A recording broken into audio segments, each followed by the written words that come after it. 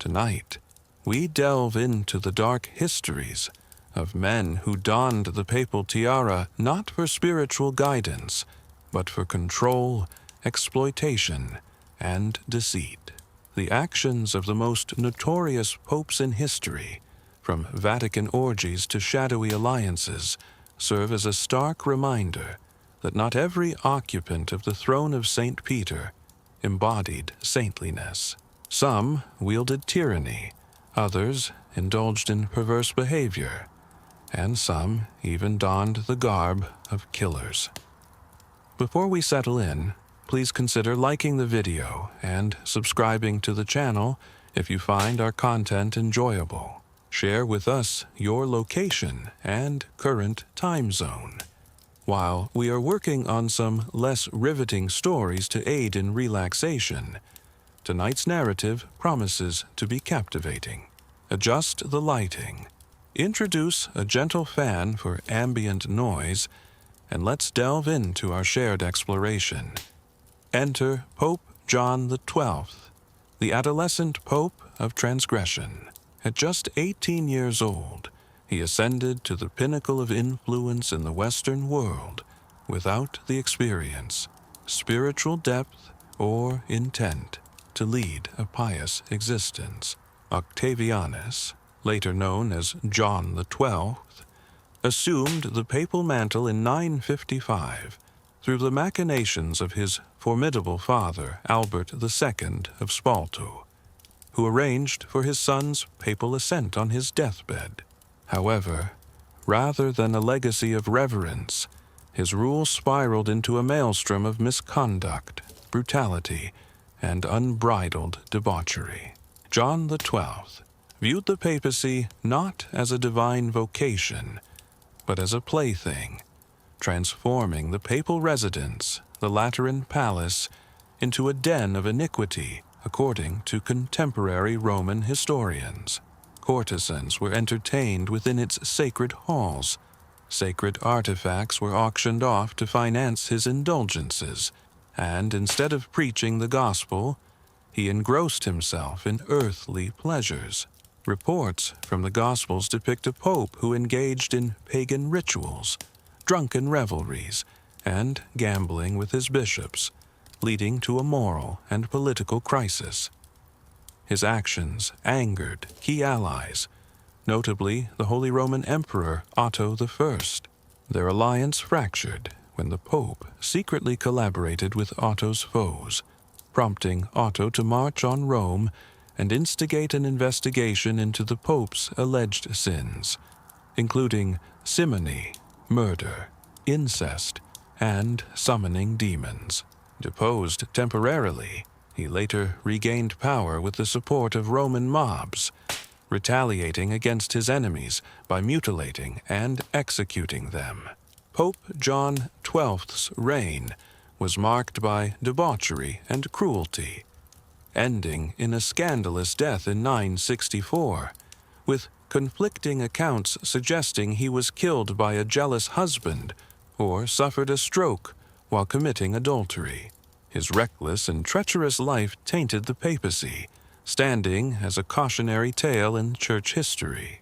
Conversely, Pope Benedict IX, recognized for his repeated papacies, stands out as one of the most bizarre and corrupt figures in papal history, marked by a pattern of ascensions and falls from power despite his sordid reputation.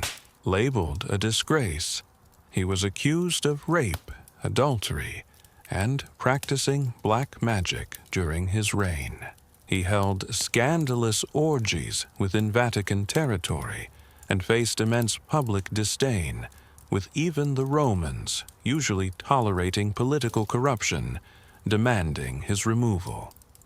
Benedict showed no interest in reform, but pursued personal gratification. Initially ousted by a rebellion, he recurrently left and returned to power. Shockingly, Benedict IX tarnished the Church's reputation by selling the papacy for gold to his godfather, Archpriest John Gratian, who later became Pope Gregory VI. Though claimed to restore peace in Rome, The transaction sparked a crisis of legitimacy within the church. Benedict's indecision led him to attempt reclaiming the title twice after the sale, resulting in a tumultuous period where 3 men vied for the papacy concurrently. Emperor Henry III intervened by convening a council that deposed all claimants, restoring a fresh start. Benedict IX faced multiple excommunications as factional control shifted over the years, solidifying his legacy as not only one of the most disgraceful popes, but also one of the most peculiar, avaricious, and audacious. His actions, treating the papal throne as a commodity, left a lasting mark on Rome's memory, depicting him as a pope who transformed the sacred office into a mere commodity, a soul up for auction. In the 6th papacy, Rodrigo Borgia, known as Pope Alexander VI, stands out as a prominent figure linked to corruption in the Catholic Church. His reign from 1492 was marked by nepotism, bribery, and personal ambition, rather than spiritual excellence. Alexander's path to becoming pope was not paved by virtue but by purchasing influence within the church, with his election involving shady deals and extravagant bribes. Once in power, he worked to elevate his family's status, showing little concern for spiritual leadership. He fathered acknowledged children like Cesare and Lucretia, who were involved in controversial activities, adding to the family's notorious reputation. The Pope himself engaged in scandalous behavior, hosting decadent events like the notorious Chestnut Banquet, where prostitutes entertained guests while he observed. Despite his administrative skills and efforts to strengthen the Papal States, Alexander's legacy remains tarnished by his corrupt practices. His death in 1503 under suspicious circumstances, allegedly poisoned while planning a rival's murder, illustrates the dark shadow that follows him even in death. The Borgia name clung to the ruined chapel like lingering incense. Buried without much ado, his body so swollen from decay that it was said to not fit in his coffin. Pope Alexander I remains infamous as the most scandalous pope in history. He not only tarnished the Church's integrity, but manipulated it for his own gain. During his reign, the Vatican transformed into a hub of ambition, desire, and hidden murders. Pope Stephen I, known for the macabre trial. While some papal scandals were marked by greed, others by lust, what Pope Stephen I orchestrated was so eerie and bizarre that it verged on the theatrical.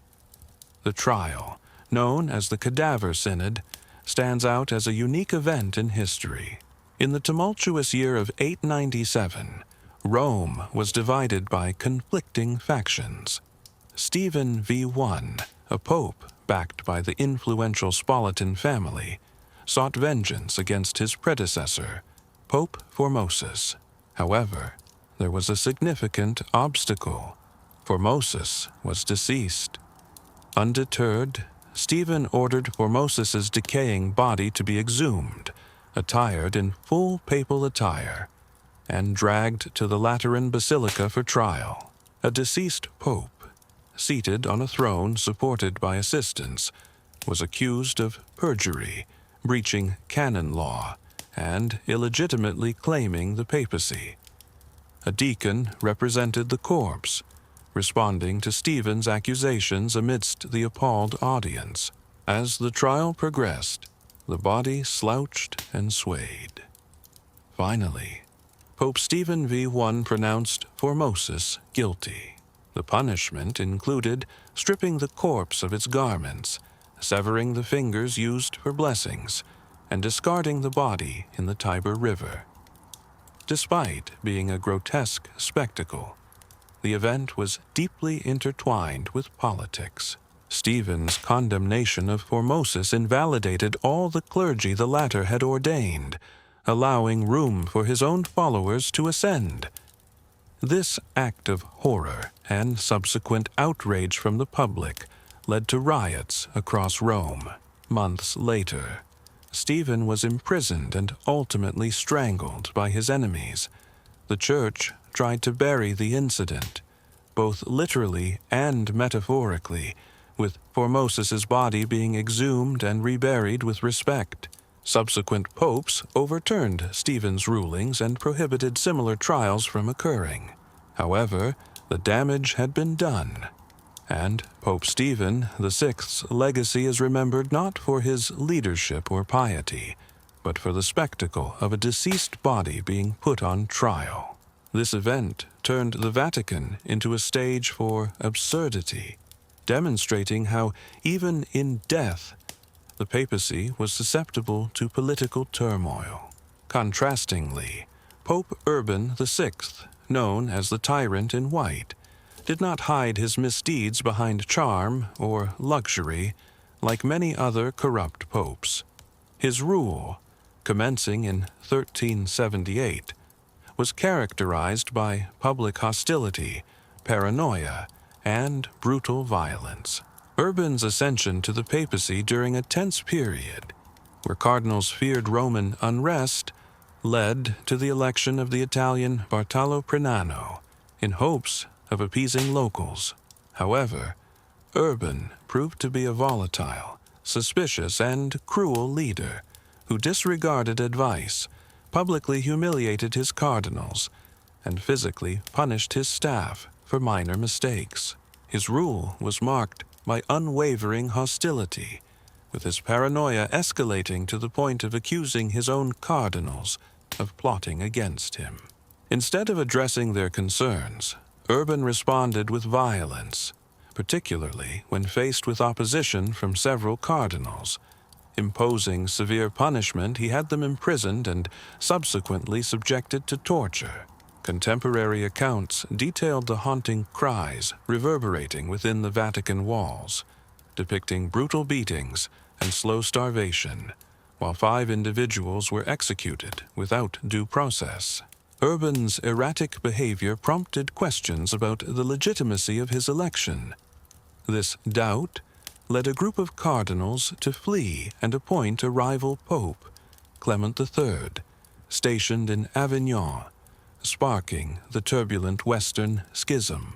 For close to 4 decades, Europe grappled with a split between 2 or sometimes 3 opposing pontiffs, with different realms supporting varying claimants. Underneath the surface, the unity of Christendom began to fracture slowly. Urban VI's failure to reconcile exacerbated the conflict. He chose to excommunicate his adversaries and governed with escalating seclusion, surrounding himself with flatterers and enforcers. As his mental faculties waned, so did the integrity of his rule, leading to alienation of allies, destabilization of Rome, and tarnishing the papacy with a legacy of cruelty. He passed away in 1389, isolated, embittered, and vilified. Though Urban VI's era is often overlooked due to the subsequent schism, his actions, characterized by fury, brutality, and a hunger for power, were the catalyst for the upheaval within the Church.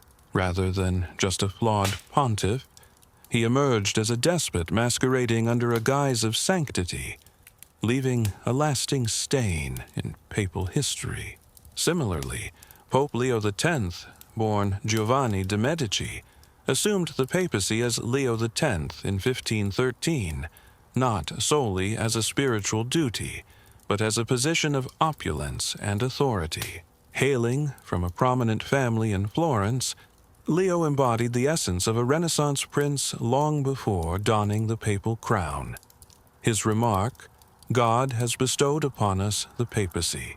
Let us revel in it," illustrated his approach to the papal office as a source of enjoyment. Pope Leo X transformed the papal court into a lavish spectacle where opulence reigned. The halls were adorned with dripping gold, never-ending feasts, and masterpieces by artists like Raphael. While he appreciated poetry, grand ceremonies, and artistic performances, his reign was marred by financial mismanagement and spiritual crisis. In pursuit of his Renaissance aspirations, Leo depleted the church's funds. To replenish them, he resorted to selling indulgences, certificates promising reduced punishment for sins in exchange for money. This controversial practice stirred outrage, eventually leading to Martin Luther's defiant act of nailing his 95 Theses to a church door in protest. Rather than addressing the concerns raised, Pope Leo X dismissed Luther as a drunken German and later excommunicated him. His arrogant response backfired, sparking the Reformation and dividing Western Christendom irreparably. Despite his grandeur and charisma, Leo's legacy is overshadowed by the schism he inadvertently contributed to, a consequence of his excessive pride and the commercialization of spiritual grace. Leo X, a central figure on the ecclesiastical stage, failed to foresee the fissures emerging within the church, ultimately passing away in 1521 burdened by debt and unaware of the magnitude of the turmoil he had incited. Pope Sergius III is considered the root of Europe's moral decay, known as the pornocracy. His corrupt reign in the early 10th century left a lasting impact.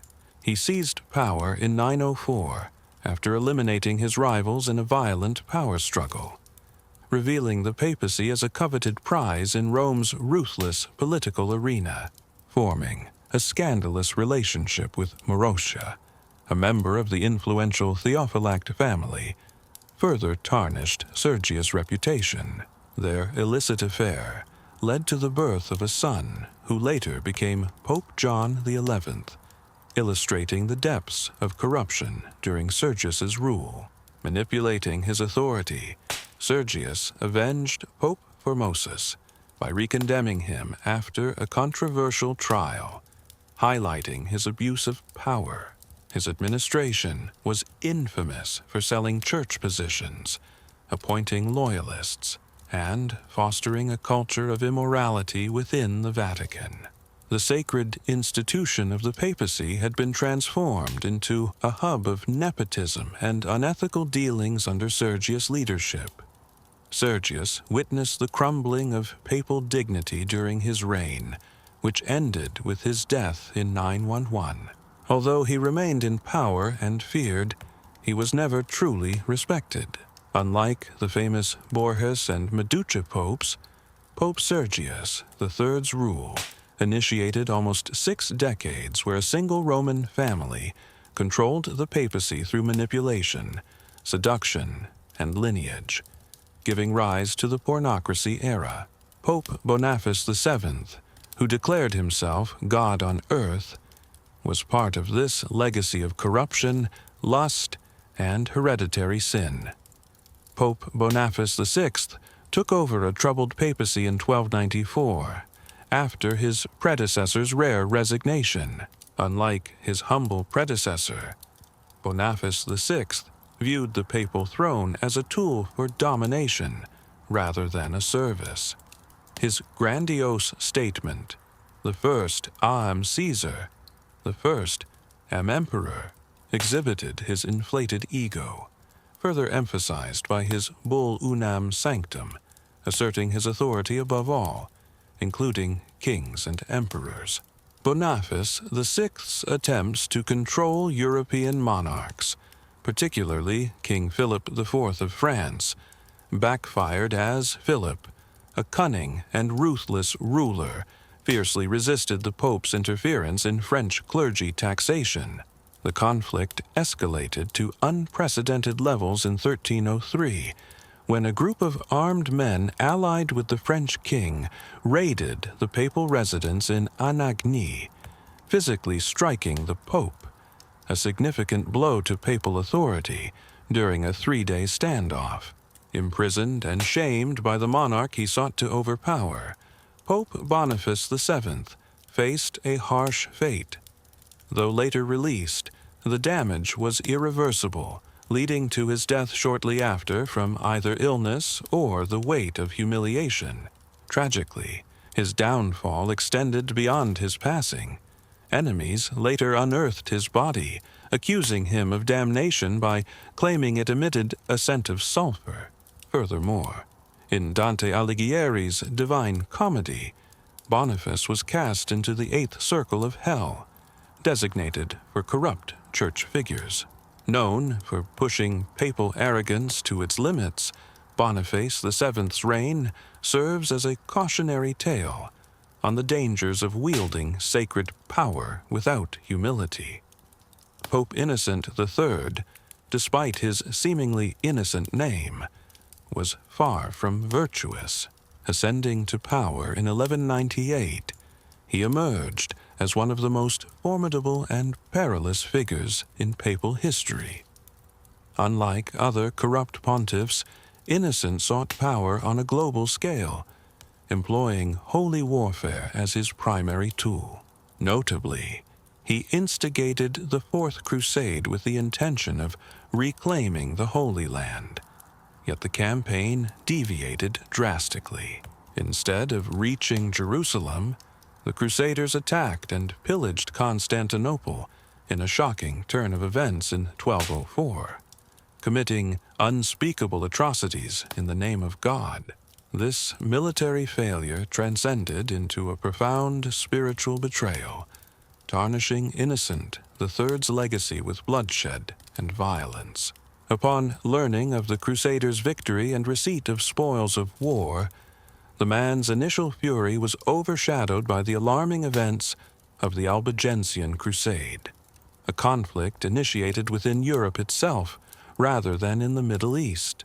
In response to the spreading of heretical beliefs by the Cathars in southern France, Pope Innocent III authorized knights to eradicate them with a ruthless directive: kill them all. God will sort them out. The brutal attack on the city of Béziers in 1209, where over 20,000 individuals, including men, women, and children, were mercilessly slaughtered for their alleged heresy, marked a dark turn in the Church's stance towards its own people. Under Innocent III's reign, although he successfully centralized church authority and revised canon law, his tenure is tarnished by the bloodshed of those deemed enemies, even if they professed Christianity. Pope Innocent III not only governed the Church, but also exploited it as a weapon, launching crusades veiled in righteousness and salvation that linger as somber chapters in Christian history. Many ages ago, amidst the desolate expanse that is now Iraq, Babylon rose as a remarkable city unlike any other. This ancient metropolis, bustling with life and steeped in grandeur, boasted ziggurats, priests, monarchs, and scholars within its walls, with mighty empires unfolding beneath the serene gaze of the stars above. At the heart of Babylon rested a legendary marvel, the Hanging Gardens, deemed a wonder of the world. Nestled in ascending terraces floating in the air, this ethereal paradise defied convention, captivating all who beheld its splendor. Vibrant and thriving with a plethora of colors and vitality, the gardens were a spectacle like no other. Towering palm trees, fragrant myrrh, and vines cascading like emerald waterfalls created a mesmerizing scene. Water, the essence of life, meandered through stone channels, nourishing fruit trees that defied the harsh, arid climate. Described as a man-made paradise towering from the ground, challenging natural laws, the gardens were considered a feat of engineering and imagination, counted among the ancient world's wonders. However, The question persists among historians, archaeologists, and dreamers. Did this awe-inspiring creation truly exist? With no Babylonian records or physical remnants to authenticate its existence, all that remain are accounts from distant Greek and Roman writers who marveled at the gardens centuries later. The legend persists, perhaps because the narrative is too enchanting to dismiss. The notion of a king constructing a lush sanctuary out of love for his queen, yearning for her homeland's greenery in a barren empire, captivates our imagination. Although the hanging gardens may be lost or mere myth, the enigma surrounding them continues to captivate. Exploring the gardens necessitates comprehending the city of Babylon, situated on the Euphrates River in present-day Iraq. A city stood, not just any city, but a grand statement. Enormous walls wide enough to host chariot races atop them, majestic temples, and the famous Ishtar Gate adorned in deep blue hues with magnificent golden lions and dragons. Babylon was the prized gem of Mesopotamia, the Neo-Babylonian Empire's source of pride. King Nebuchadnezzar II reigned over this city in the 6th century BCE, widely acknowledged as the mastermind behind the creation of the Hanging Gardens. Renowned for his architectural prowess and conquests, he led a transformation that turned Babylon into a marvel of design and engineering. Under his leadership, Babylon flourished into a city of unprecedented grandeur, boasting towering temples, opulent palaces, and ziggurats that rose skyward like monumental structures of mud brick and devotion. Amidst the intricate stonework and ceremonial splendor, a particular tale stands out. Rumored by later Greek historians, the story suggests that Nebuchadnezzar wed a woman from the distant forested land of Media, possibly Queen Amytis. Allegedly, she longed for the lush green hills of her homeland, only to find a vast desert and endless sand in Babylon. To appease her, the king constructed not just a garden, but a vast and intricate structure, so elaborate that it appeared to float in the air, resembling the hills she missed.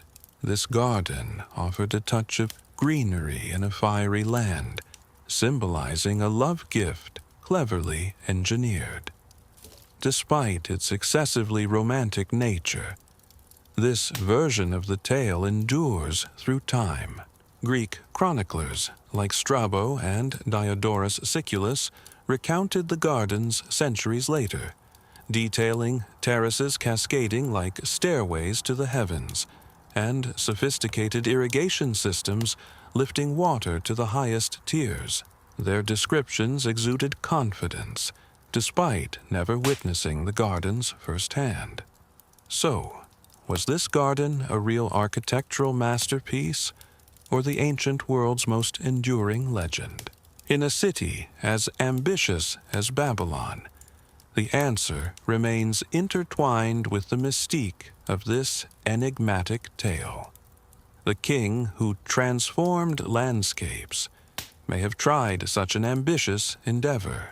Amidst legend and historical accounts, a remarkable creation seemingly flourished, a vision crafted from rock, water, and desire. If the fabled hanging gardens truly existed, they went beyond mere beauty to showcase the brilliance of ancient engineering. Picture cultivating an elevated garden in a desert, not just with ground-level flora, but with mature trees, bushes, and blossoming vines suspended over rock in scorching heat, scarce rain, and a lack of natural elevation. Sustaining such a garden required more than just horticultural skill. It demanded innovation. Greek writings provide insight, detailing stepped terraces supported by vaulted brick and asphalt foundations. The soil was strategically deep to accommodate tall trees, yet the irrigation system was the true marvel. How did they transport water from the Euphrates River to the garden's highest points without modern technology? The solution likely lay in an ancient invention like the Archimedean screw, a spiral mechanism lifting water through rotation. If Babylonians possessed a similar method, as historical evidence suggests, it could have facilitated a continuous water flow, nourishing cascading streams between levels. This intricate system demanded constant upkeep, a dynamic mechanism hidden beneath the garden's facade. Stone channels, concealed gutters, and vigilant workers preserving both pipes and plants under a veil of secrecy. The garden appeared to have a life of its own, with leaves and blossoms moving as if breathing to outsiders. To ancient observers, it may have seemed like a magical sight, a floating forest sculpted into a hill with water and determination, a unique feature that set it apart from other cities. Today's archaeologists are intrigued by this marvel, pondering if the technology required for such beauty could have been present in Babylon during the 6th century BCE. Or perhaps we are underestimating the capabilities of ancient minds driven by ambition and the love of a king. The Hanging Gardens' allure lies not only in their stunning appearance, but also in the subtle message they conveyed, demonstrating that even in a desert, the extraordinary can flourish. Despite the grandeur of the Hanging Gardens, a mysterious silence shrouds their history, leaving scholars puzzled for centuries. While Greek and Roman writers later described them vividly, there is a stark absence of Babylonian accounts from the era. The very people who would have constructed and dwelled among these gardens. Surprisingly, no tablets, inscriptions, or temple records survived to validate the existence of such a monumental terrace garden towering over Babylon. This silence is particularly perplexing, considering the Babylonians' meticulous record-keeping tendencies that documented various aspects of their society. Despite boasting about temples, walls, and palaces, King Nebuchadnezzar II, often attributed to the garden's creation, did not mention this wonder built for his queen in any of his thousands of inscriptions. The absence of references to terraces or an elevated paradise in his accounts raises questions about the garden's actual presence in Babylon. Could it be possible that the extensive chronicle of his accomplishments was neglected by the scribes and priests who meticulously documented every aspect of Babylonian religious practices? The absence of any mention of a garden resembling paradise raises perplexing questions. Some hypothesize that the gardens were obliterated early on, disappearing well before Babylon was witnessed by Greek chroniclers. Alternatively, there are conjectures that the gardens might not have been situated in Babylon at all, but rather in a completely different location, erroneously attributed by foreign historians, endeavoring to piece together the historical narrative. From unreliable sources and fragments, a prevailing notion points towards Nineveh, the capital of Assyria, where the Assyrian monarch Sennacherib documented gardens irrigated by aqueducts and an intricate water elevation apparatus. Could it be that the Greek writers confused one Mesopotamian metropolis for another? Or is it plausible that the gardens were purely allegorical, a fable that was perpetually recounted until it acquired the veneer of authenticity? Perhaps they never truly existed in a physical sense. Conceivably, they were always a symbolic representation, a legend spun by a distant author to captivate, motivate, and astonish. Yet, legends are never devoid of significance. Despite Babylon's historical archives remaining devoid of references to the gardens, The Greek historians articulated their accounts resolutely and fervently. One of the most renowned depictions of the Hanging Gardens transpired from Strabo, a geographer scribing in the initial century BCE. Although he never beheld the gardens himself, he relayed tales from preceding sources. Strabo delineated tiered platforms ascending one after another, bolstered by stone pillars. He detailed the extraction of water from the Euphrates using mechanical contraptions, potentially marking the earliest mention of a water-lifting screw, and portrayed a garden of such immense proportions and elevation that it appeared to be suspended in midair. Another compelling narrative emerged from Diodorus Siculus, scribing during the same epoch, who presented a vivid narrative of trees planted deeply. Beneath the lush vegetation, there lay layers of earth, stoned pathways designed for chariots, and intricate irrigation systems. According to him, a king had constructed the gardens to bring solace to a queen. The writers both marveled at this human-made mountain, a structure defying Mesopotamia's flat, arid terrain. Indeed, they were not the only ones, as Greek and Roman writers shared similar stories. However, there was a contradiction. These detailed accounts were all indirect, with none of the writers having been to Babylon when the gardens flourished. Many wrote centuries after. The gardens were said to have been built, by which time Babylon had begun to fade, a distant memory on the fringes of civilization. Were these stories based on oral traditions, exaggerated tales from travelers, or distorted remnants of a once real creation lost to time? Nevertheless, these accounts persisted. To the Greeks, who valued order, beauty, and harmony with nature, the vision of a verdant, tiered paradise emerging from the desert symbolized the ultimate blend of human ingenuity and artistic expression. Whether genuine or embellished, these stories endured through generations, cementing the Hanging Gardens' status as one of the 7 wonders of the ancient world. A lofty title, not easily attained or forgotten. At times, belief stems not from evidence, but from the deepened beauty it adds to the world if it were real. If not in Babylon, where then were the Hanging Gardens? An intriguing theory, challenging the conventional belief, emerged in the 20th century through the work of Dr. Stephanie Dely, a British Assyriologist who proposed a groundbreaking idea after decades of research.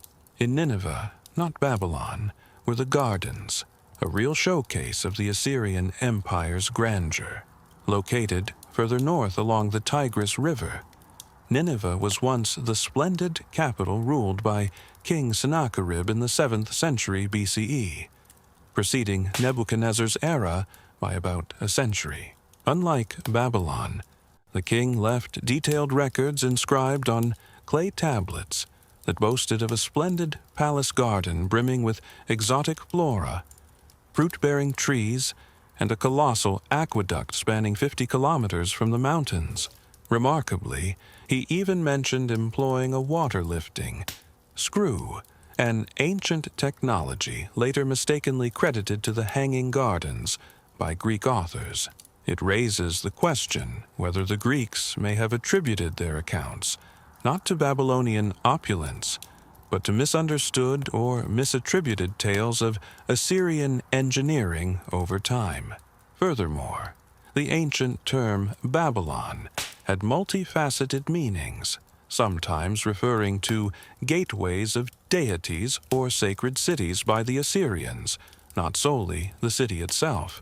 Therefore, Nineveh might have been considered another form of Babylon. This perspective implies that the gardens never changed locations. Only their designation did. This reinterpretation doesn't negate the existence of the gardens, but rather places them in a new light. As a result, It clarifies the historical ambiguity surrounding Babylon and highlights the Assyrian record's boldness. It proposes that the Hanging Gardens were not mythical, but merely misconstrued. If accurate, it confirms the gardens' existence, only not in their expected location, and credits Sennacherib as the mastermind, not Nebuchadnezzar. Consequently, it reshapes one of antiquity's most enigmatic architectural puzzles. Legends sometimes don't disappear, but instead shift, concealing themselves in plain view, anticipating a fresh interpretation of ancient writings. Far beyond the physical structures and irrigation systems, amidst the scholarly discourse and archaeological conjectures, the story of the Hanging Gardens is intertwined with a tale of love that is gentle, unwavering, and deeply human. Legend has it that King Nebuchadnezzar II did not construct the gardens out of vanity, to glorify his reign or to showcase his authority. Instead, he commissioned the gardens for his queen, Amytis, who was far from her homeland. Amytis, a princess from Media, a land characterized by lush landscapes, refreshing winds, and whispers of green forests, found herself in the Babylonian court after marrying the king, where she encountered a starkly different environment of arid plains, dusty surroundings, and unyielding heat. Sensing her melancholy, the king took action by creating a garden sanctuary. He commanded the construction of a mountain within the city, not merely composed of soil and rock, but adorned with vines, blooming flowers, and flowing water. Skilled artisans, engineers, and laborers were enlisted to erect a monument, not as a symbol of domination, but as a source of solace. While historical texts from Babylon do not mention her by name or document her sadness, the story has endured over time for its compelling portrayal. The imagery of a monarch striving to alleviate one individual's loneliness by crafting a slice of her homeland at the core of his kingdom resonates with many. The Hanging Gardens are not just remembered for their allure or defiance of gravity, but for the notion that they were created, even if in fable, out of affection for a woman rather than a deity. In this rendition, the gardens transcend mere architectural marvels to symbolize a subtle act of defiance in a world where they stand as a testament to love and devotion. Crafted amidst the turmoil of war and empire, a creation emerged not for domination, but for healing. Stone after stone, leaf by leaf, drop by drop. Even if the gardens never came to fruition, the love that birthed them endures.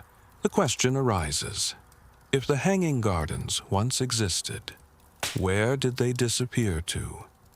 Often, grand marvels crumble not with a loud crash, but with a soft whisper, fading slowly over generations. Time doesn't simply erase structures, it cloaks them in silence. Babylon, once a shining gem of Mesopotamia, faced centuries of conquest and decline. Following the downfall of the Neo-Babylonian Empire, it fell into the hands of the Persians, then the Greeks, and later the Parthians. Each ruler made their mark, yet none could uphold the magnificence Nebuchadnezzar had envisioned. The bricks of Babylon were dismantled to erect new cities. Earthquakes and erosion ravaged the land. Swirling sands from the desert buried the gardens and gates alike.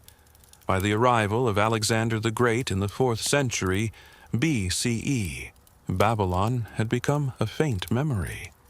Alexander dreamt of reviving the city, even considering it as the capital of his empire. But death claimed him before his vision could materialize. Left without a benefactor, the city decayed. The exact moment the gardens vanished remains unknown. Whether they were dismantled, crumbled due to neglect, or never truly existed, only recounted in the tales of foreign scribes entranced by a fascinating narrative. In the 19th and 20th centuries, archaeologists unearthed the foundations of Babylon's majestic ziggurats and palaces, yet the gardens remain elusive. Their absence weighs heavily, lingering like the void where a towering tree once stood. The roots may have withered, but the memory of its shade remains. Formerly standing in reality, the Hanging Gardens have transitioned into a different form of truth, one rooted in memory, myth, and yearning. Our exploration of the ruins was not solely to find physical remains, but to seek evidence that such a marvel once existed. It is the notion that humanity, from its earliest beginnings, aspired to create beauty that rose skyward. What is chilling is not their disappearance, but the possibility that they never existed at all. Nonetheless, we hold on to faith. The mind, akin to the desert, is a space where forgotten things can still flourish. The Hanging Gardens of Babylon, whether real or imagined, hold a unique place in human history. Despite lacking physical remnants to visit, they endure as one of the most vivid and cherished marvels of ancient times. Why? Because certain marvels reside not in earthly structures, but in the realm of imagination. The concept of a garden soaring into the heavens, thriving amidst a barren desert, sustained by ingenious mechanisms and crowned with lush vegetation, resonates on a profound level. It goes beyond mere historical significance, touching our yearning to create beauty in unlikely places, to subdue nature, and to derive happiness from desolate landscapes. Whether constructed by Nebuchadnezzar in Babylon, Sennacherib in Nineveh, or merely envisioned by Greek poets and travelers, these gardens serve as a testament to the capabilities and aspirations of ancient civilizations. In a world dominated by conquest, there existed individuals who dreamt of verdancy. Amidst a realm defined by fortifications and conflict, there were those who envisioned waterfalls and blooms. Isn't that sufficient? Even today, artists depict it. Writers narrate it. Engineers ponder over it. And filmmakers bring it to life in vibrant digital formats. A place unseen by any living soul. And yet, we all seem to feel as though imagine the scene. As we close our eyes, we envision it unfolding. The cool, wet stone beneath our bare feet, the gentle fragrance of jasmine carried by the wind, the sound of water splashing in the terraces. This garden was not created to be conquered, but rather to be etched into our memories. Its allure lies in the potential of the Hanging Gardens, which grants them their timeless quality. We search for remnants of the past and analyze ancient writings in our quest for authenticity. However, perhaps the reality is that they exist not in Mesopotamian soil, but rather within the collective consciousness of humanity. This shared image has been passed down through generations for over 2 millennia. Thus, the gardens have never truly vanished. They continue to hang, not over Babylon, but over all of us, frozen in time, blossoming in silence, and rooted in awe. Sometimes, in the quiet of the night, we are reminded that even in the harshest historical landscapes, there once bloomed something green. Prior to the era of coins and currency exchanges at markets, there existed a time when money was absent, yet commerce thrived. This was an age of barter, where goods and services were directly swapped. For instance, a surplus of grain from a farmer could be exchanged for fresh fish from a nearby river, or a potter's craftsmanship might secure them woven fabric. While this system relied on mutual necessity, it was not without its challenges. Consider this scenario. You own 3 goats as a shepherd and seek salt. However, the individual with salt lacks any interest in goats, leading to a failed transaction. This predicament is known as the coincidence of wants, where finding a party with what you desire, who also desires what you possess, proves difficult. In small, close-knit villages, this was manageable. However, as communities expanded into cities, and cities evolved into kingdoms, bartering became a more complex endeavor. In the early stages of societal development, it was necessary to find a reliable substitute for value that was universally accepted, durable, portable, and rare. Different cultures resorted to various items that were easily quantifiable and difficult to replicate. For instance, livestock, like goats, chickens, and grain, were used as units of worth. In some societies, salt served this purpose, with the term salary originating from the Latin salarium, denoting salt rations given to Roman soldiers.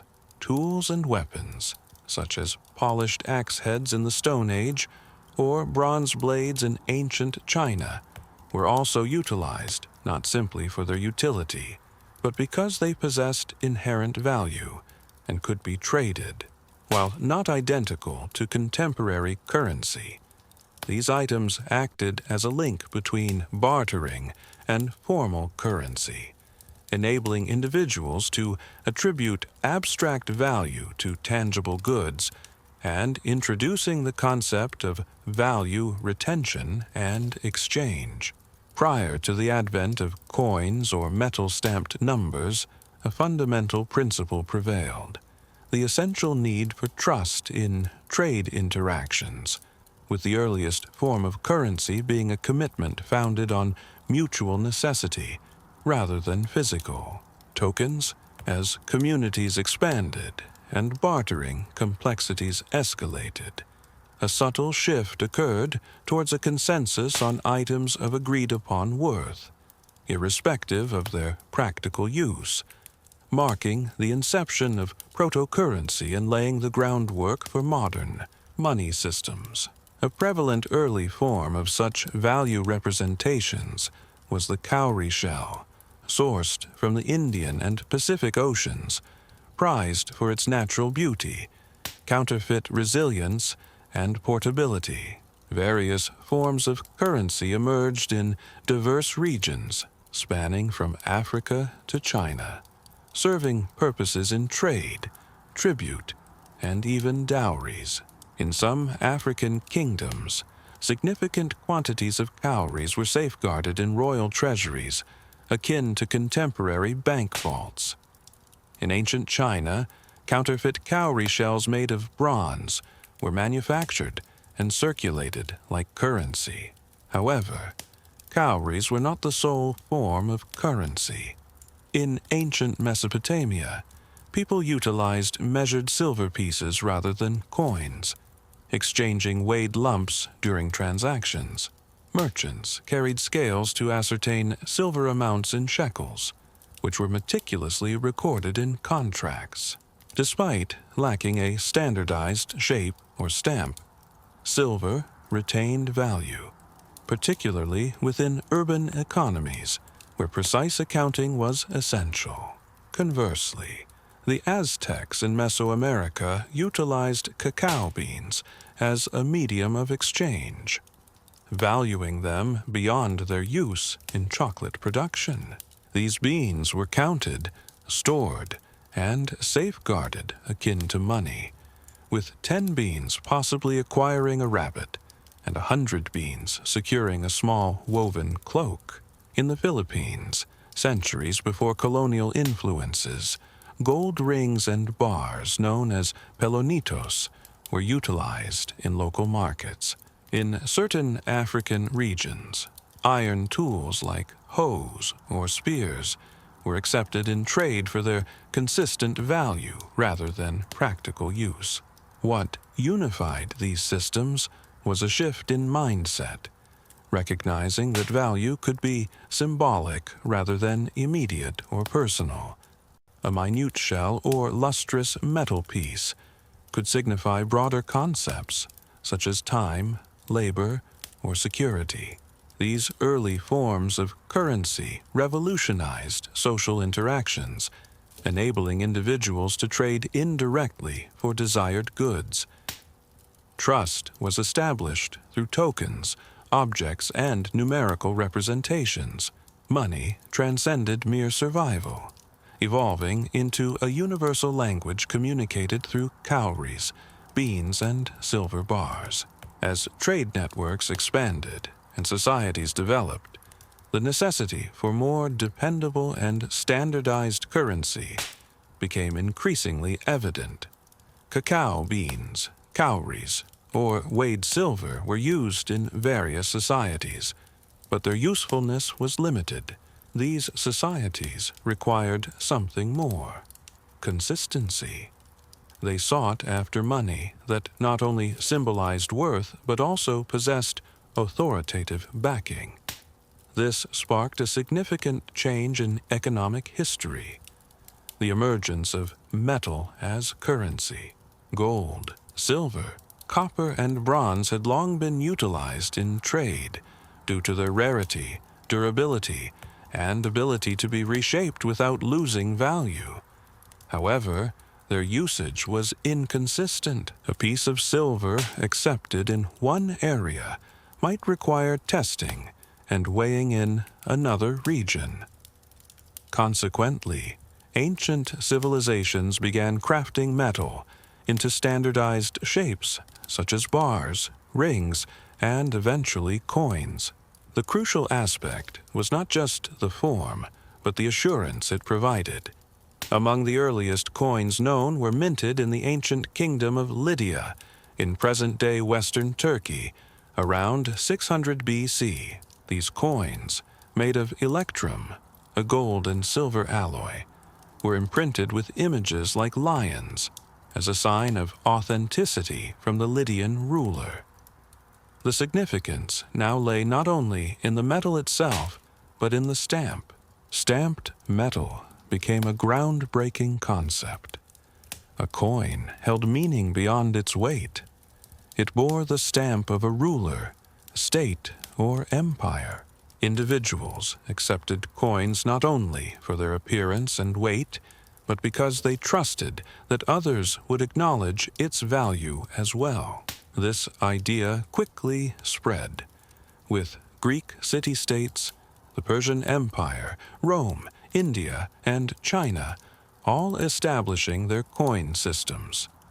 Each coin served as a means of control, communication, and trade.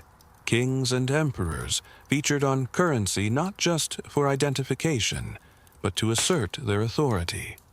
Their likeness on every coin symbolized power in every transaction. Inscribed on these metal pieces was their identity and influence. Money progressed into more than just a medium for transactions. It transformed into a statement. It conveyed the message that this holds value because it is affirmed by us and believed by you. The concept of money underwent a significant shift when it was officially minted. Rather than mere metal shapes, it became sanctioned currency imprinted by a governing authority. This represented not just an advancement, but a proclamation, dating back to the 7th century BCE.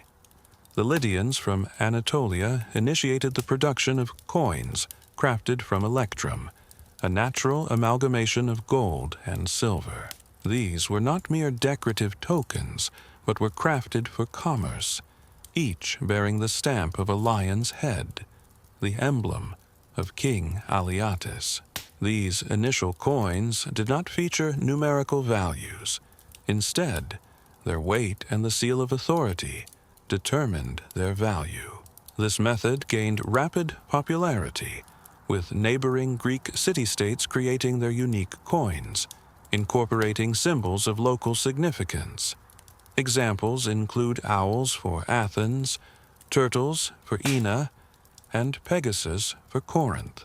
Each coin symbolized pride, culture, and reliability. Greek currency went beyond its monetary value. It served as portable propaganda pieces transmitted from one market to another. Over time, rulers acknowledged a further dimension. The power that comes with controlling currency equates to power over people. If a monarch could dictate the currency standard, they could influence trade, assemble armies, and mold the economy of an entire area. In Persia, King Darius II introduced a gold coin known as the derrick, featuring an image of the king holding a bow. This coin circulated throughout a vast empire, linking territories from Egypt to India with a consistent currency. Meanwhile, in China, early coins displayed unique shapes such as spades, knives, and round discs with square center holes. These bronze coins, inscribed with the insignias of dynasties, ropes strung with coins, were fashioned into waist-worn wallets, embodying both practicality and symbolism. The square shape signified the earth, while the circle symbolized heaven. Minting money revolutionized how individuals perceived value, as coins evolved into reliable instruments, crucial for not only local transactions, but also long-distance trade. These coins served as payment for soldiers and were utilized for tax collection, leading to the development of marketplaces centered around them. Each stamped image, whether depicting a deity, a monarch, or a mythical creature, conveyed a common message. These coins represent more than mere metal. They symbolize power, authority, and order. Currency transitioned from being a product of barter to becoming a result of command as various civilizations adopted and enhanced coinage systems. Among these civilizations, the Romans were unparalleled in refining, expanding, and standardizing coinage to establish their dominance. During the Roman Republic era, coins became indispensable to daily life, with the Romans implementing a currency system primarily based on bronze and silver, later incorporating gold as their empire prospered. Initially, their currency, the rupees, was a simple bronze piece, but eventually they crafted meticulously weighed and imprinted coins, each serving a distinct role in the economy and narrating a unique story. Notable among these coins was the silver denarius, extensively used in military payments, civic transactions, and commerce throughout the expansive empire. On one face, the coin featured a Roman symbol, a god, a victory figure, or a conquest scene, while the other side displayed the emperor's likeness. Consequently, coins evolved into political instruments, with each financial exchange doubling as a propaganda opportunity by placing the emperor's image directly in the hands of the citizens, subtly reinforcing who held authority, even during routine purchases or payments. Roman currency was not only potent but also intricate, due to the use of various metals, denominations, and mints spread throughout different regions of the empire. Rome incorporated the monetary systems of other cultures as it expanded, reissuing local currencies under Roman authority to streamline trade from Britain to Judea. Despite facing challenges such as military conflicts and internal corruption. The Roman economy resorted to debasing its currency by adding lower-value metals into silver and gold coins, leading to the devaluation of the denarius and subsequent inflation. Nevertheless, this monetary system persisted for centuries, with Roman coins circulating widely, symbolizing Roman influence and economic power even after the empire's downfall. While Rome utilized minted coins to expand its realm, ancient Asian civilizations like China developed their own unique currency systems, including spade money, knife money, and bell-shaped coins, reflecting practical values and agricultural significance. To facilitate standardized trade, the Chinese transitioned to producing round coins with square holes that could be strung together for convenient transportation or storage, imbued with cosmic symbolism, where the round shape represented heaven. The square was a symbol representing the earth, connecting both sides in every exchange.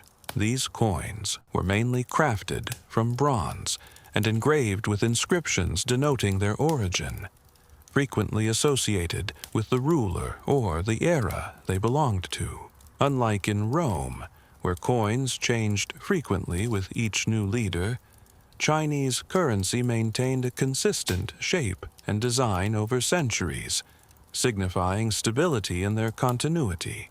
In another region, India developed its own currency system early on, evident as far back as the 6th century BCE, with the circulation of small silver pieces known as punch-marked coins. These coins were irregular in shape and bore symbols like suns, elephants, or hills instead of faces, reflecting themes of nature, religion, and authority, in a land where trade linked silk routes to seaports.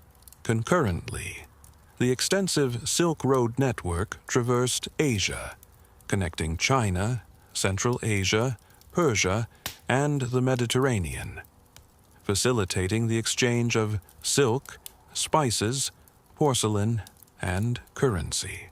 Coins from Chinese emperors, Roman Caesars, and Persian kings changed hands along this route, crossing deserts and mountains carried by traders, monks, and caravans. In the eastern regions, currency held significance beyond transactions, embodying philosophy, stability, and identity.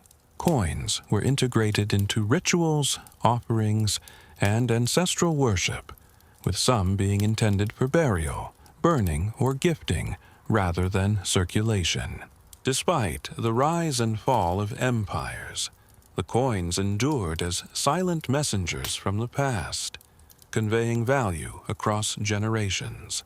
As metal coins were used for over a millennium, a new concept quietly emerged, not in the West, but in China, where merchants, scholars, and dynasties introduced the notion that money need not be physical, but could be represented in written form.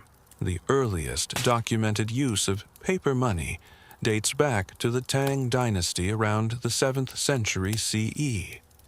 Initially, official currency did not exist. Instead, wealthy merchants and trusted lenders issued promissory notes. Travelers preferred carrying paper receipts over heavy coins when journeying long distances. The concept was straightforward. Instead of lugging silver, one carried a note ensuring payment in silver from a reliable source. Soon, the government took note. By the 11th century, the Song dynasty in China pioneered the first government-backed paper currency called xiaozi. These notes featured official seals, expiration dates, and intricate designs to deter counterfeiters. They were lighter, easier to transport, and highly efficient for extensive trading. This innovation predated the use of paper money in other parts of the world. While Europe clung to metal coins, China conducted trade using ink-stamped pieces of paper made from mulberry bark. However, paper money posed new risks. Unlike coins with intrinsic value derived from metal that could be reused, the value of paper relied solely on the government's declaration. This necessitated a fresh form of trust, placing faith not in gold, but in the promise represented by the paper. Inflation posed a threat, as excessive printing or political instability could lead to a sharp decline in paper value. Nonetheless, the concept persisted.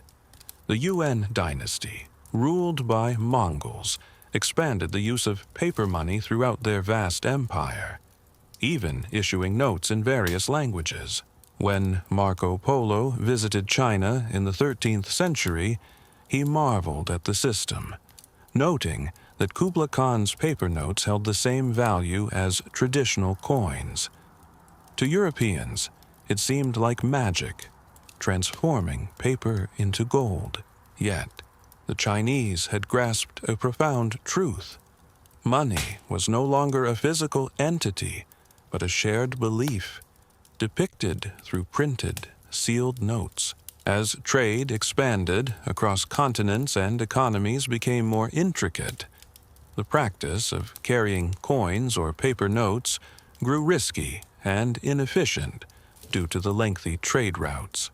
Merchants sought a secure way to store value and transfer wealth without needing to transport heavy sacks of silver.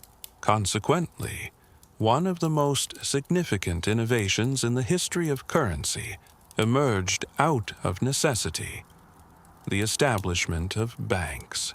The earliest banking systems arose in ancient civilizations like Mesopotamia, Egypt, and Greece, but it was during the medieval era, particularly in the Islamic world and Renaissance Italy, that banking became formalized.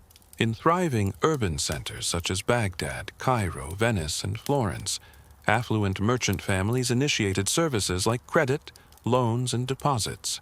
For example, in Cairo, a trader could place gold with a banker, receive a credit note, and redeem it in Damascus weeks later, akin to modern-day checks. Instead of monarchs or priests, influential families like the Medici played a pivotal role in financing expeditions, conflicts, and empires. They not only safeguarded funds, but also managed, multiplied, and directed them. A groundbreaking concept at the core of this new financial system was the idea that money did not always have to be tangible. A mere promise or ledger entry could be traded, borrowed against, or invested in.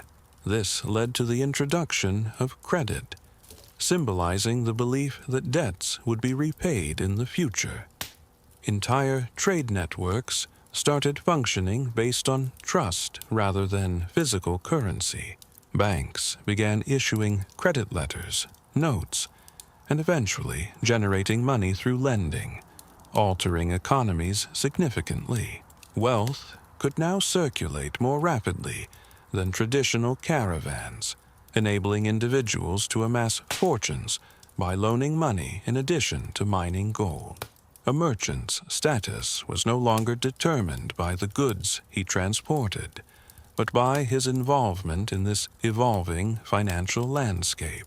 The concept shifted from physical possessions to symbolic representations of wealth, transforming the way transactions were conducted. As society embraced credit, risks like defaults, fraud, and economic bubbles emerged in the realm of intangible riches.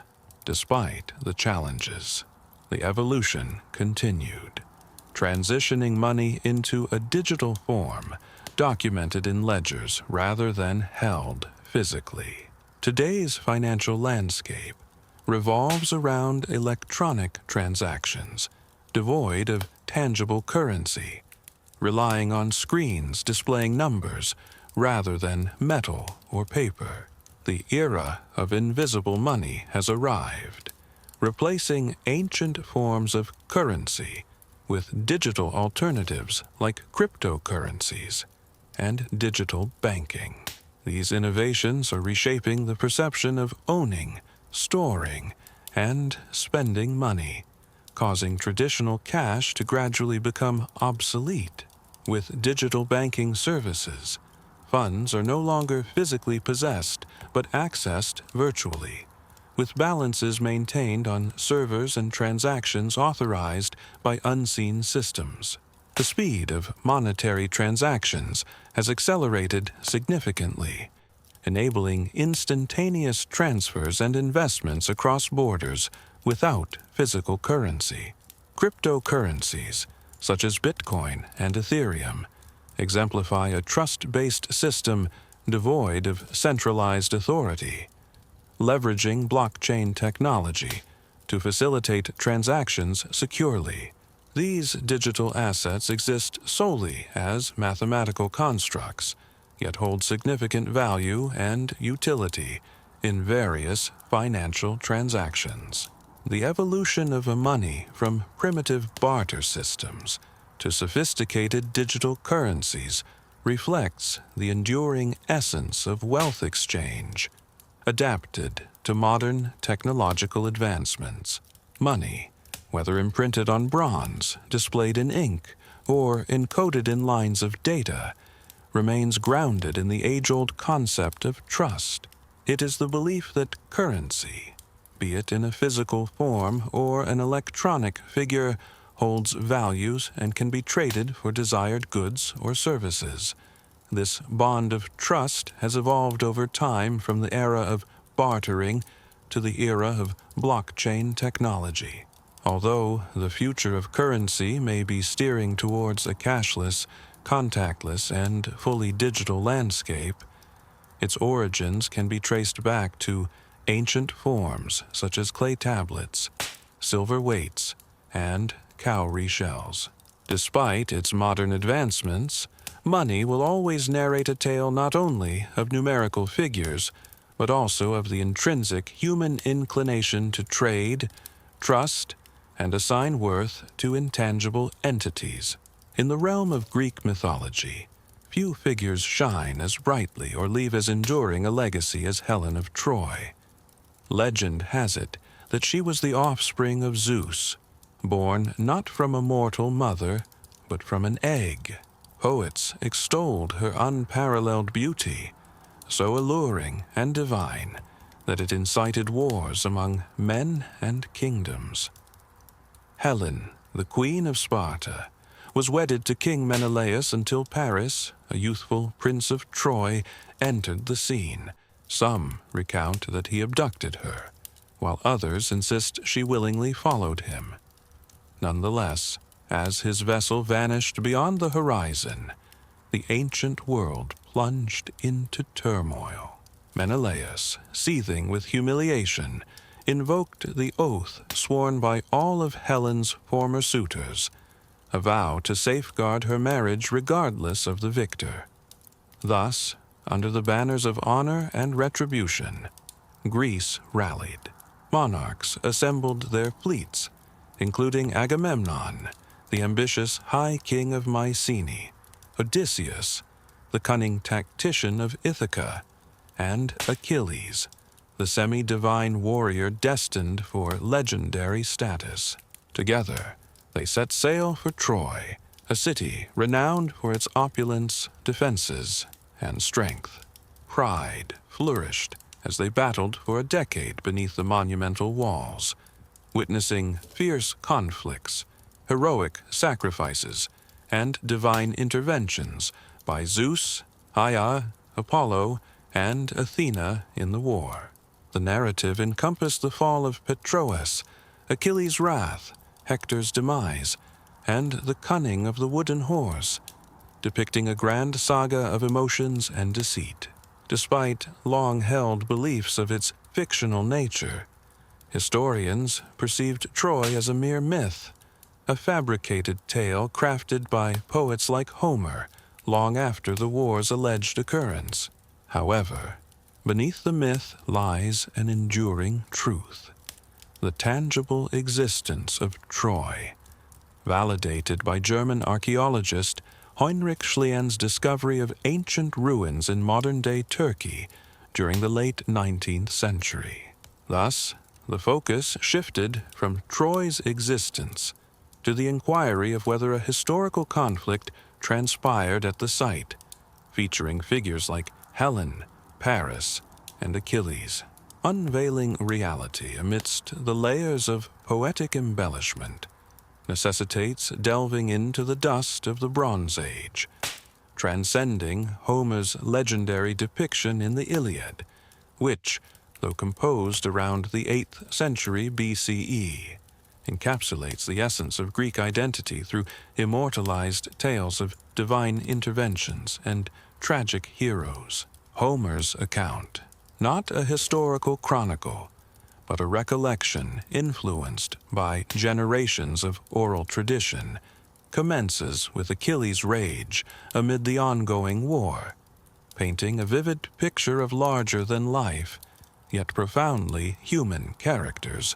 grappling with pride, sorrow, and valor on the battlefield. Although living almost 500 years after the speculated war, the individual's detailed knowledge of weaponry, armor, and practices from the Bronze Age is remarkably accurate, suggesting a deliberate effort rather than mere coincidence.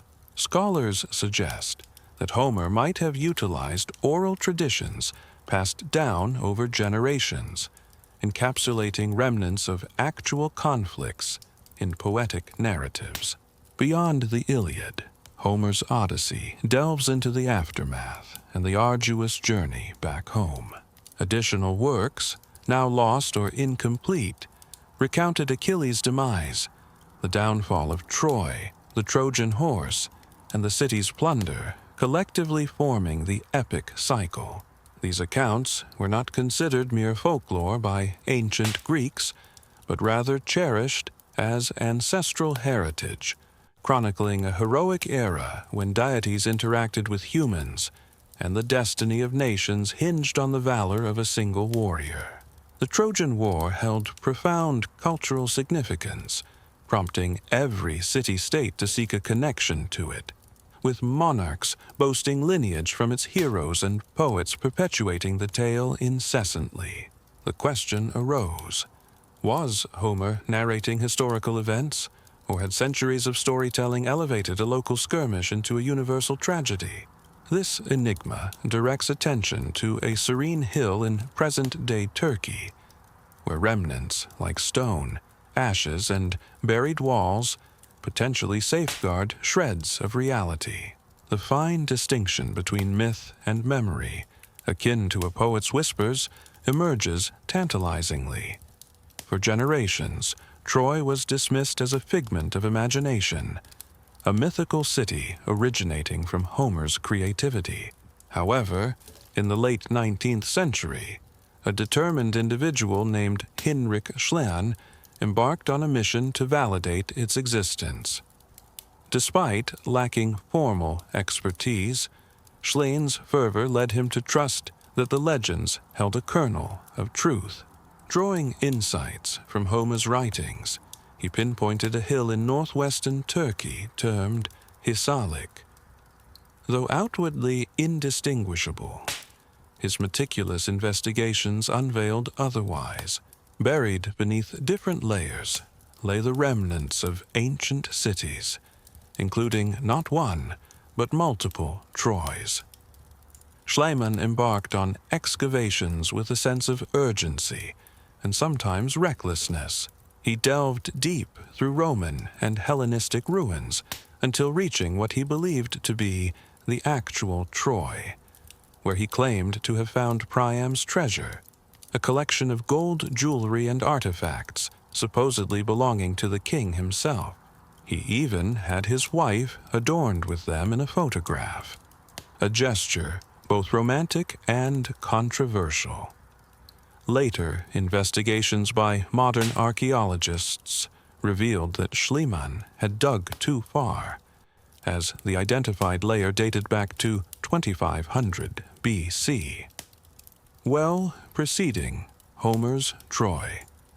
However, layers 6 and 7 above contained cities from the late Bronze Age, aligning with the era of the Trojan War around 1300 to 1200 BC. These layers unveiled fortified walls, imposing towers, and signs of fire-induced destruction. In Layer 7, arrowheads, slingshots, and ruined buildings indicated potential siege or warfare. Speculations arose about whether this was the city that endured the wrath of Mycenaean Greece, while opinions differ, with some suggesting natural disasters or internal conflicts as causes of destruction. Many acknowledge Hisarlik as the historical Troy, a strategic hub controlling trade routes between Asia and the East. Despite debates on the scale and nature of the war, the enduring legacy of the Trojan War in storytelling for over 3 millennia suggests a certain truth to its existence. Though Troy may have existed, the reality of the war remains uncertain. The mighty coalition of Greek kings presented the opposing force in Homer's story, while in historical context, it would have stemmed from the Mycenaean civilization, dominating mainland Greece during the late Bronze Age from about 1600 to 1100 CE.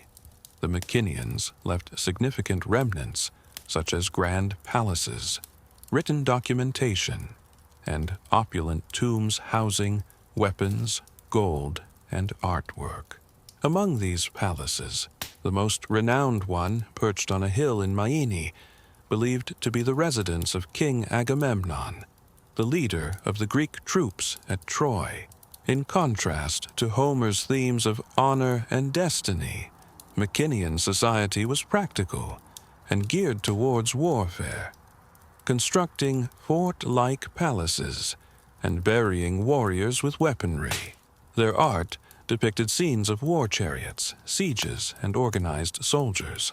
Unlike the decentralized alliances of classical Greece, the Mycenaeans were centralized kingdoms governed by influential leaders and a bureaucratic elite, engaging in extensive trade and military activities. Discoveries of Mynean pottery in various regions of the eastern Mediterranean, including Egypt, the Levant, and near Troy, indicate their involvement in trade, seafaring, raiding, and conquests. The Mycenaeans likely vied for dominance over coastal cities and trade routes, particularly in western Anatolia, where Troy was situated. Their early script, Linear B, hinted at a military-focused culture that collected tribute, taxes, and maintained detailed records of arms and armor. While the script does not directly mention the Trojan War, it suggests a world where such conflicts were not uncommon. Therefore, the war may have revolved around trade control, sea routes, and influence in the eastern regions, rather than solely Helen. In reality, a Mycenaean expedition targeting a prosperous city like Troy might not have required divine intervention or romantic motives to justify it. Achieving the legendary status of the Trojan War required power, ambition, and impeccable timing.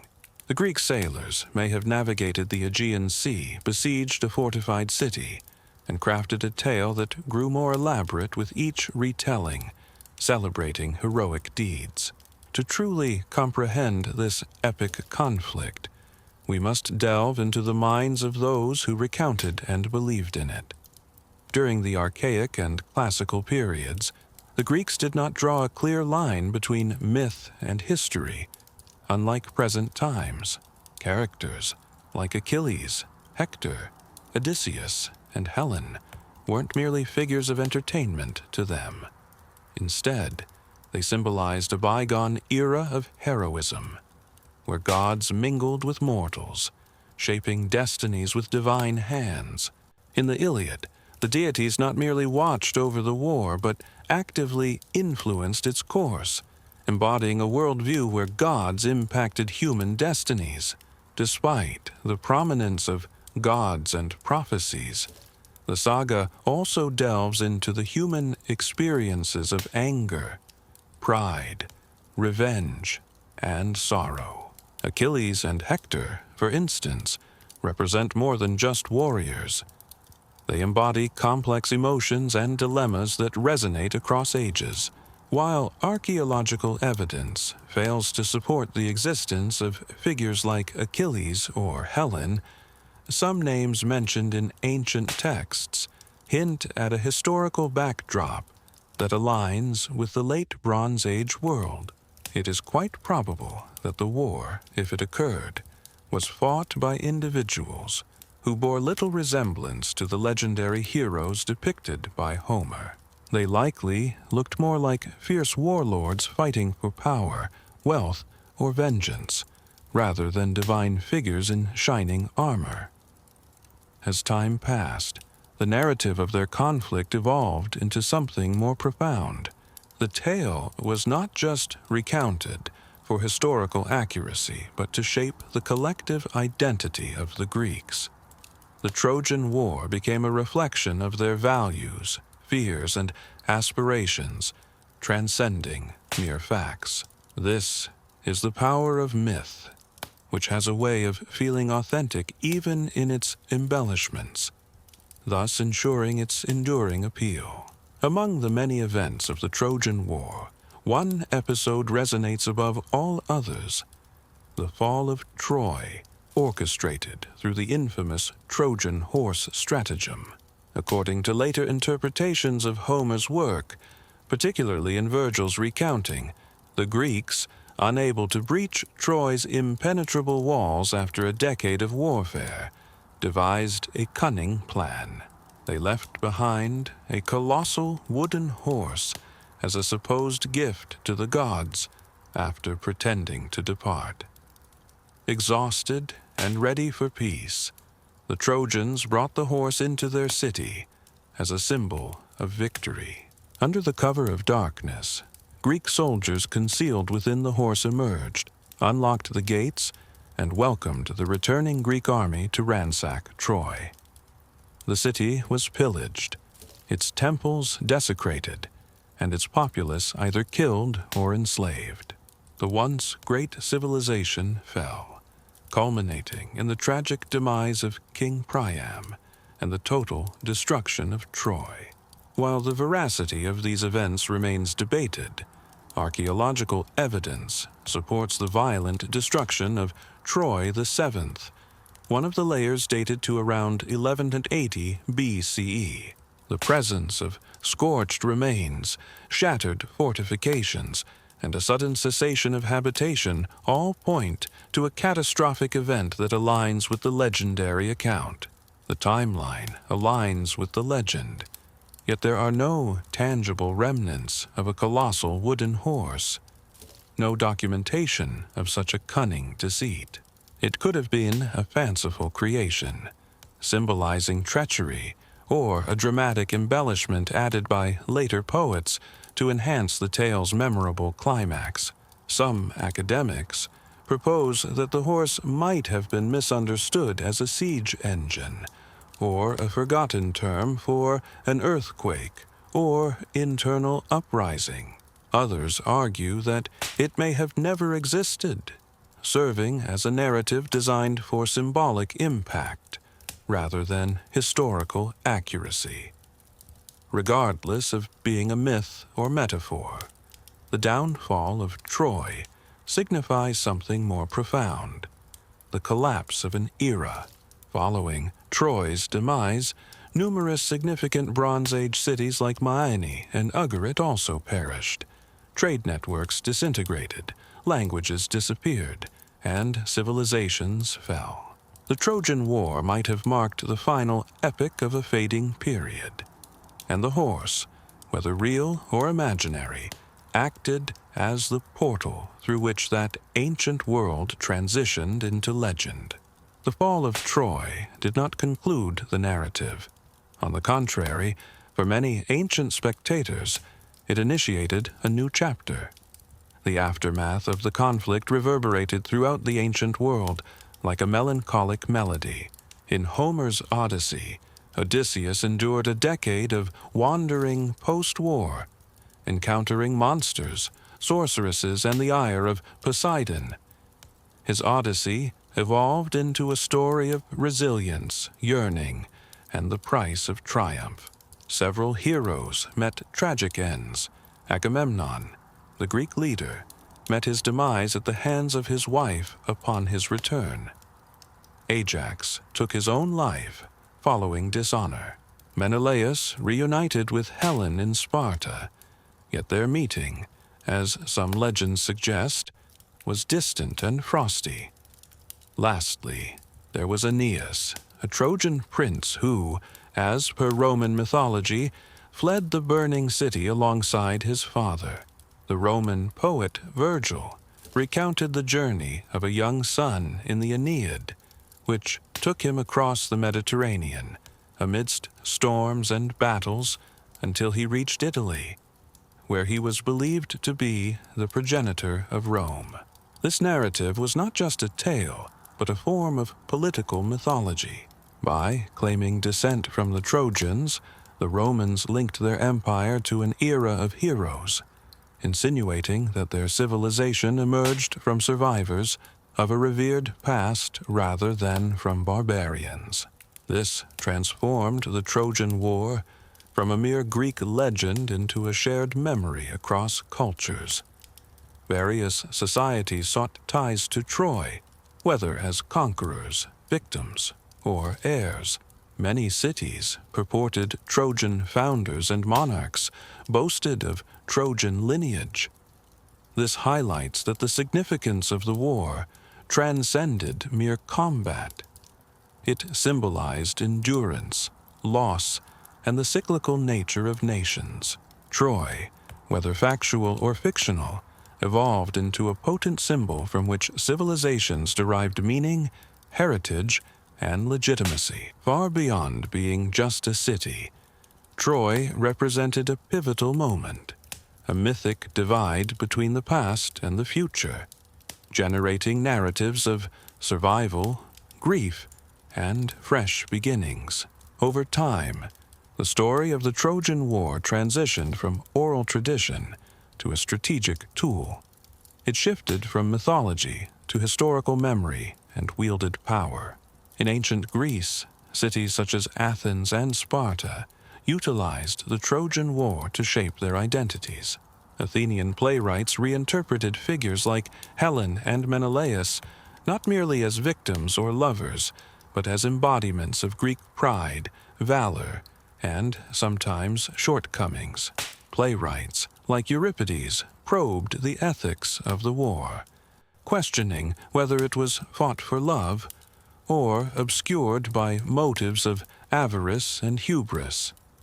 The war served as a framework through which the Greeks examined their values and actions.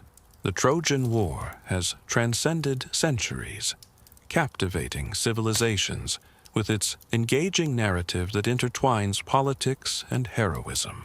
From the downfall of Troy, warning against hubris, to the Roman Empire's reshaping of the myth for legitimacy, the story has evolved through the ages. In the modern era, artists and writers continue to reinterpret the tale, adapting characters like Achilles and Helen to resonate with contemporary values. The enduring allure of the Trojan War lies in its reflection of timeless themes, such as love, pride, and destruction. While its historical accuracy may be questioned, its emotional impact endures, reminding each generation of the essence of struggle, tragedy, and remembrance. The quest to uncover the truth behind the Trojan War transcends mere facts, seeking to grasp the enduring significance and universal truths embedded in its timeless narrative. Beneath the walls of Troy, there is no mention of a man on a clay tablet. No shield of divine bronze has been found in any grave. Nevertheless, we continue to revisit the tale repeatedly. The essence of the Trojan War does not lie in accurate accounts or undeniable evidence. It is rooted in the enduring nature of memory when touched by emotions such as honor, grief, love, and pride. The specifics may be hazy, embellished, or entirely fabricated. Nonetheless, something significant transpired. There existed a city and a conflict that birthed a narrative so potent that it influenced the essence of entire civilizations. Modern scholars suggest that if the war did take place, it was probably not a singular grand siege, but a series of confrontations fought over time for control of trade routes, resources, or regional supremacy. Troy may not have fallen due to a wooden horse, but succumbed to flames and the passage of time. Yet, the legend persists. This is because the essence of Troy resides in two realms. One is the realm of archaeology, buried in the soil, within pottery fragments and shattered fortifications. The other realm is emotional, carried through verses, melodies, and dreams. The poet Homer, whoever he may have been, comprehended this concept better than anyone else. His words presented a rendition of the war that surpasses time. In Homer's portrayal, Troy wasn't just a city, but a backdrop for all human narratives. The themes of love and loss, glory and downfall resonate with us, evoking deep emotions and memories. Therefore, did the Trojan War truly occur? The answer is both yes and no. Not as we envision it, yet not purely fiction either. It embodies a blend of reality, recollection, and reflection. It is where these elements intersect that legends arise. Troy may have perished, its fortifications may have crumbled, but its legacy persists, not due to flawlessness, but because it speaks to the flames burning within us.